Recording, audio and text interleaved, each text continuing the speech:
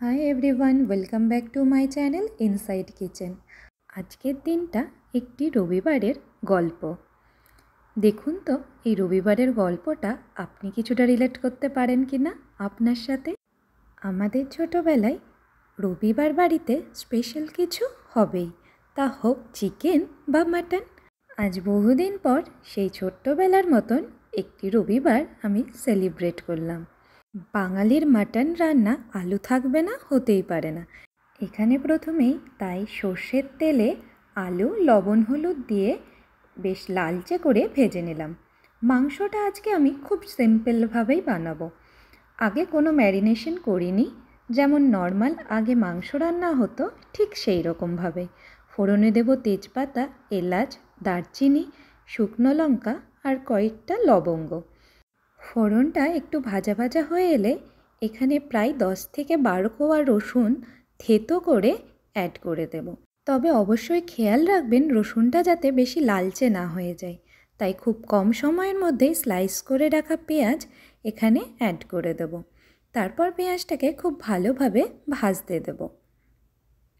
এই পেঁয়াজটা প্রায় 5-7 মিনিট ভালোভাবে ভাজা হয়ে গেলে 1 টেবিল স্পুন আদার পেস্ট, 1 টিস্পুন হলুদ গুঁড়ো, 1 টিস্পুন কাশ্মীরি লঙ্কার গুঁড়ো রঙের জন্য, আর 1 টিস্পুন ধনে আর জিরের গুঁড়ো, আর পরিমাণ মতো লবণ, কিছুটা কাঁচা লঙ্কা অ্যাড করে দিয়ে পেঁয়াজটাকে বেশ কিছুক্ষণ ভালোভাবে কষিয়ে নিতে হবে।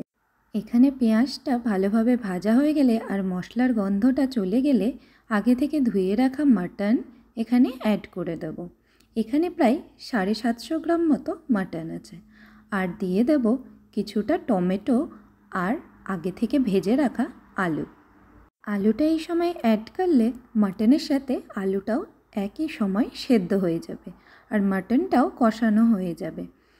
এবারে ঢাকা দিয়ে প্রায় 15 মিনিট মতন রেখে দেব। এবার এই কষানো মাটনের মধ্যে পরিমাণ মতন টক দই অ্যাড করব। একদম রুম টেম্পারেচারে রাখা প্রায় 4 থেকে 5 টেবিল স্পুন টক দই এই মাটনের মধ্যে অ্যাড করে দিয়ে মাটনটাকে আরও 15 থেকে 20 মিনিট মতন খুব ভালোভাবে কষিয়ে নিতে হবে। একদিকে মাটনটা খুব ভালোভাবে রান্না হতে থাক আর অন্যদিকে জলটা বসিয়ে দিই। এখানে আমি ফ্রাইড রাইসটা প্রিপেয়ার করে নেব। এর জন্য প্রথমেই আমি চালটা ধুয়ে ভিজিয়ে রেখেছি। তারপর জলের মধ্যে লবণ, তেজপাতা, লবঙ্গ, দারচিনি আর অল্প একটু সানফ্লাওয়ার অয়েল অ্যাড করে দিয়ে জলটাকে ফুটতে দিতে হবে। জলটা যখন ভালোভাবে ফুটে আসবে তখন আগে থেকে ভিজিয়ে রাখা চালটা দিয়ে প্রায় 80% মতন রান্না করে নিতে হবে, তাহলে চালটা একদম ঝরঝরে থাকবে।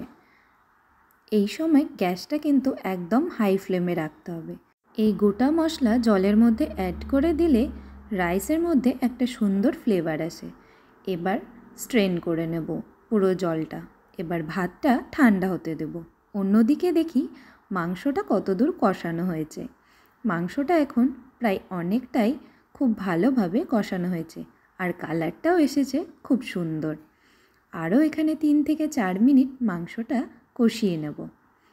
অন্যদিকে ফ্রাই প্যানে প্রায় 3 টেবিল স্পুন ঘি অ্যাড করে দেব। এবার আগে থেকে কেটে রাখা বিনস, ক্যাপসিকাম, গাজর এর মধ্যে অ্যাড করে দিয়ে কিছুক্ষণ ফ্রাই করে নেব। এই সময় অল্প একটু লবণও অ্যাড করে দেব। এখানে আপনারা গোটা মশলাও অ্যাড করতে পারেন। এবার আগে থেকে ঠান্ডা করে রাখা রাইসটা অ্যাড করে দিয়ে খুব ভালোভাবে মিক্স করে নেব। এখন কিন্তু খুব সাবধানে রাইসটাকে মিক্স করতে হবে যাতে রাইসটা ভেঙে ভেঙে না যায়। এবার নামাবার আগে অল্প একটু চিনি আর গরম মশলার গুঁড়ো উপর থেকে ছড়িয়ে নিয়ে হাই ফ্লেমে রাইসটাকে অল্প একটু ফ্রাই করে নিলেই রেডি আমাদের ফ্রাইড রাইস। এই হোমমেড গরম মশলা আমি কিভাবে তৈরি করি সেটার ভিডিও আপলোড করা আছে এই চ্যানেলে। এবার অন্যদিকে দেখি মাটনটা একদম খুব ভালোভাবে কষানো হয়েছে। এবার উপর থেকে 2 কাপ মতন গরম জল অ্যাড করে দিয়ে ঢাকা দিয়ে সিম আঁচে হতে দেবো।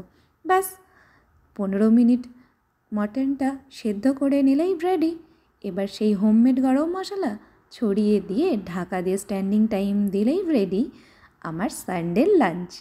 এখানে একটু স্যালাড কেটে নিয়েছি, তার মধ্যে লবণ, লঙ্কার গুঁড়ো, গোলমরিচ আর লেবু ছড়িয়ে দিয়েছি।